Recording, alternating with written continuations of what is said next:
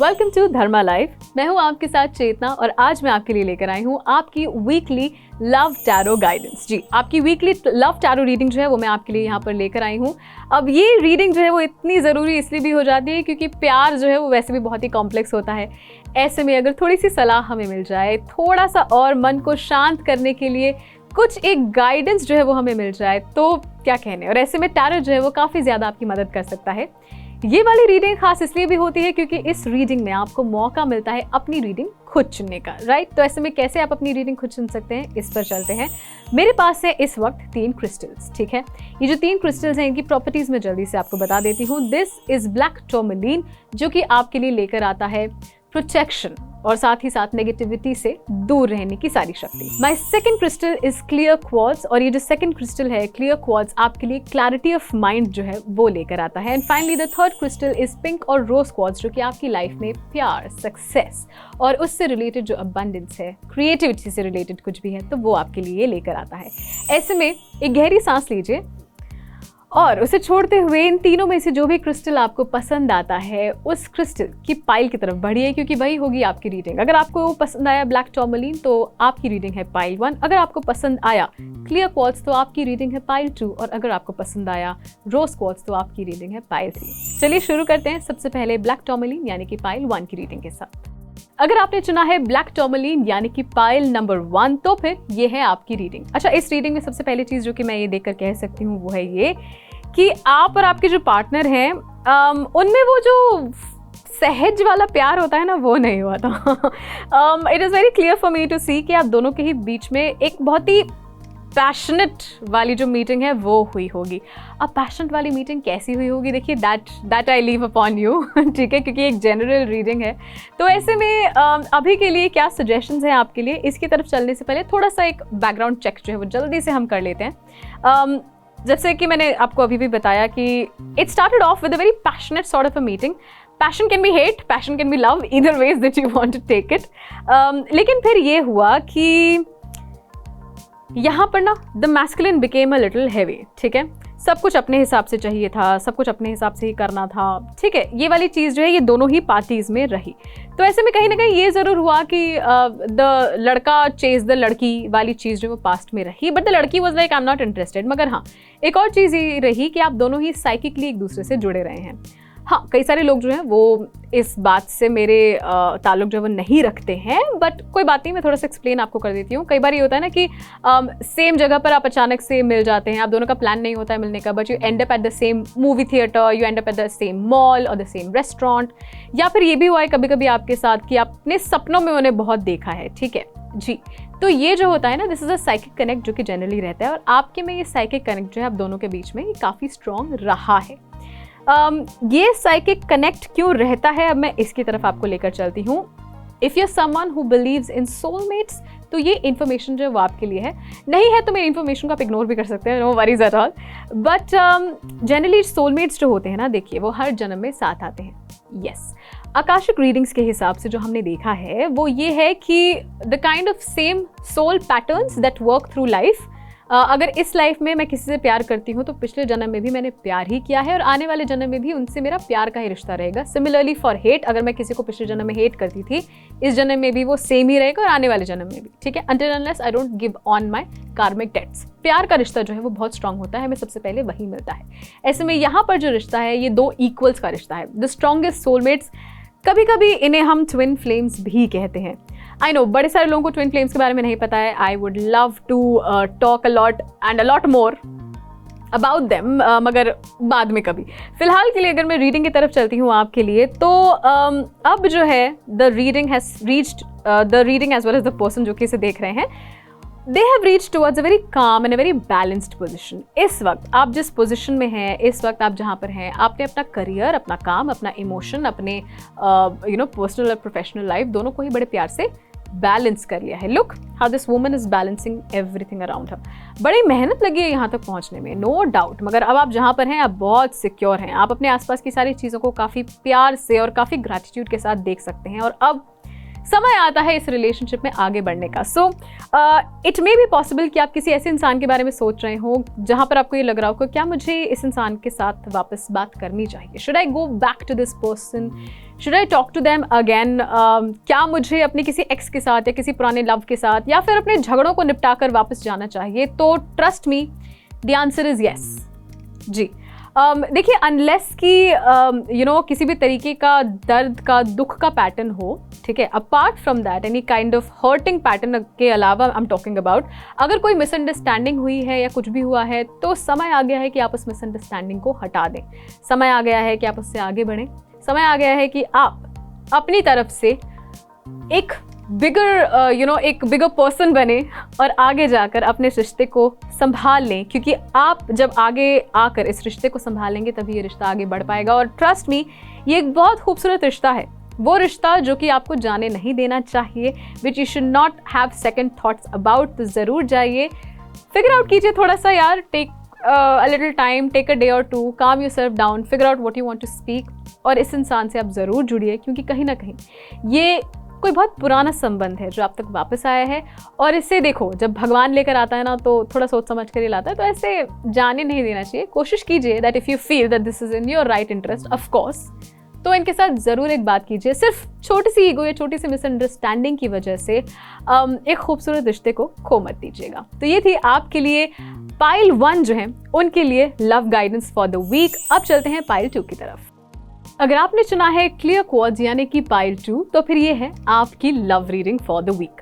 सबसे पहली चीज़ जो कि मैं आपको ये कहना चाहूँगी वो है ये कि स्ट्रेंथ आप में काफ़ी ज़्यादा है, ठीक है, मगर इस वक्त अगर किसी भी तरीके की परेशानी से आप गुजर रहे हैं तो अपने परेशानी को लोगों के साथ बांटना सीखिए। बहुत ज़रूरी है कि जब तक आप परेशानी जो है वो बांटेंगे नहीं, देखिए, तब तक आपको उसके लिए ना कोई सोल्यूशन मिलेगा, ना कोई और तरीके की जिस एक एडवाइस या फिर रादर एक तरीके का सुकून कि हाँ भैया हमने अपनी परेशानी किसी के साथ बांटी, वो नहीं मिलेगा आपको। सो मेक श्योर कि अगर आप परेशान हैं तो उस परेशानी को आप किसी के साथ बांट भी रहे हैं। Now let us begin with this. देखिए, जहाँ पर भी मेजरली मुझे एक चीज़ यहाँ पर समझ आ रही है कि ज़्यादातर जो लोग इस वाली पाइल में हैं, इस वाली पाइल की रीडिंग के लिए आ रहे हैं, they are either in a very strong relationship और इन अ मैरिज। जी, दोनों ही तरीके जो है वो यहाँ पर हैं। लेकिन शुरुआत जो है इस चीज़ की बहुत ही प्यारी हुई थी, ये मैं आपको बताना चाहूँगी। जितने भी सपने किसी ने देखे थे, स्पेशली प्रिंस चार्मिंग के सपने अगर किसी ने देखे थे, तो वो उनके पूरे ज़रूर हुए, ठीक है।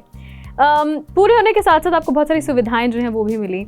लेकिन वो होता है ना कि आपने कुछ और सोचा, आपने कुछ और समझा, मगर आपके लिए जिस तरीके से चीज़ें जो है वो आई, वो जितना आपने सोचा था उतनी नहीं आई, उससे थोड़ी सी कम आई। मगर आपने अपनी तरफ से एडजस्टमेंट जो है वो पूरा का पूरा कर लिया। आपने सोचा कि चलो ठीक है, कोई बात नहीं, I will carry forward the way I have to. इंसान अच्छा है, चीज़ें भी ठीक ठाक हैं, कल को अगर जो मुझे चाहिए होगा मुझे आज नहीं तो कल मिल ही जाएगा। ऐसे वाली थॉट के साथ आपने ये जो रिलेशनशिप है इसे रखा। मगर यहाँ पर थोड़ी सी परेशानी जो है वो उसके बाद आई। Clearly it is easy to see कि यहाँ पर कुछ समस्याएं जो हैं वो चल रही हैं जिसको लेकर आप एंटिसिपेशन में है, खासकर अपने दोस्तों से। इसलिए मैं आपको कह रही हूँ ना कि आप थोड़ा सा सजेशन जो है वो देखें अपने दोस्तों और बाकी के लोगों के साथ, थोड़ा सा आप जो है अपनी समस्या को बांटें, तभी आपको मौका जो है वो मिलेगा। कोशिश करें तो अपने घर से थोड़ा सा दूर जो है, थोड़ा सा ट्रैवल जो है वो भी ज़रूर करें। स्पेसिफिकली अगर आप मैरिज में हैं और परेशानियाँ चल रही हैं इस वक्त, तो मैं आपको सजेस्ट करूँगी कि थोड़ा not even to your own home but rather just travel to some other place, किसी दूसरी जगह पर जाइए। वहाँ पर जाकर आपको एक फ्रेश पर्सपेक्टिव जो है वो ज़रूर मिलेगा। इस वक्त आपको एक और बहुत ही इंपॉर्टेंट रेमेडी जो है वो मैं छोटी सी आपको बताती हूँ, क्योंकि आपकी परेशानियाँ जो हैं वो जिस तरीके से मुझे दिख रही हैं वो कहीं ना कहीं थोड़ी बहुत फ्रीडम और इंडिपेंडेंस की हैं। तो इसीलिए अपनी तरफ से छोटी सी चीज़ आप कर सकते हैं कि सुबह उठकर पंछियों को दाना डालिए। ये करने से कहीं ना कहीं आपके अंदर एक फ्रीडम जो है वो भी आएगा और आपके लिए बहुत सारा गुड लक जो है वो आप अट्रैक्ट कर पाएंगे। जितनी कन्फ्यूजन के थ्रू, जितनी परेशानियों के थ्रू आपका रिलेशनशिप जो है वो चल रहा है, वो बहुत हद तक ईज आउट हो जाएगा। अब आते हैं आपके फ्यूचर की तरफ, ठीक है। देखिए, अगर ऐसा है कि आपके बच्चे हैं, if you are someone who already has kids, तो बच्चे आपका बहुत बड़ा सपोर्ट जो है वो बनेंगे। आपके बच्चे जो है वही आपको आगे चलकर बहुत सारा प्यार, बहुत सारी खुशी जो है वो देने वाले हैं। तो अपने बच्चों को अपनी प्रायोरिटी जो है वो ज़रूर रखिएगा। हमारी जितनी भी समस्याएं होती हैं वो सबसे पहले जिसे अफेक्ट करती हैं वो हमें और उसके बाद हमारे बच्चे। और किसी को इफेक्ट नहीं आता है, पर हमारे बच्चों को बहुत जल्दी इफेक्ट आता है। सो मेक श्योर कि आप अपने बच्चों के लिए और अपने लिए एक सिक्योर फ्यूचर जो है वो चुन रहे हैं। खासकर अगर घर में बेटियां हैं तो उनको तो बड़े प्यार से रखें। मैं आपको एक और यहाँ पर रेमेडी जो है वो भी ज़रूर बताना चाहूँगी, because somewhere it is being told to me कि आप कार्मिकली थोड़ी सी चीज़ें अगर अभी करेंगे तो ये आपकी समस्या को ईज आउट करने में बहुत हेल्प करेंगी। क्योंकि मैं रेमेडीज तभी देती हूँ जब ऐसा लगता है मुझे कि कार्मिक लिए आप कुछ कर सकें ताकि उसका बेहतर इफेक्ट जो है वो आपको मिल सके। तो ऐसे में अभी जो दूसरी रेमेडी एक और जो मैं आपको देना चाहूँगी वो यही है कि छोटी बच्चियों को दान दीजिए। जी, छोटी कन्याएं जो होती हैं उनको थोड़ा सा दान दीजिए। Donate to little kids, donate to little girls specifically. चाहे आप उनको खाने का जो है वो देती हैं, पढ़ाई के लिए कुछ देती हैं, कपड़े जो है वो दान करती हैं बच्चियों के लिए। घर पे हमारे मेड्स, कुक्स, बड़े सारे लोग आते हैं, इनकी बच्चियों के लिए if they have any daughters तो उनके लिए अगर आप कुछ भेज दें तो भी it would be a great help to you. और ये जो रेमेडी है ये आपके लिए आपकी समस्याओं का हल जो है वो भी ज़रूर करेगी। ठीक है, सो विद दैट पाइल 2 ये थी आपके लिए आपकी लव रीडिंग और आपके लिए इस हफ्ते का love tarot suggestion, love tarot guidance. अब चलते हैं पाइल 3 की तरफ। अगर आपने चुना पाइल 3 यानी कि रोज क्वार्ट्ज तो ये है आपकी रीडिंग। और ऊपर सबसे पहले तो ये रीडिंग देखकर मैं ये बता सकती हूँ कि स्पेसिफिकली उन लोगों के लिए जिनकी उम्र थोड़ी सी बड़ी है। Yes, if you are in maybe your late 20s to your late 30s और आप प्यार जो है ढूंढ रहे हैं या प्यार को लेकर थोड़े से भी कंफ्यूज्ड हैं, then this reading will definitely have some kind of a guidance for you.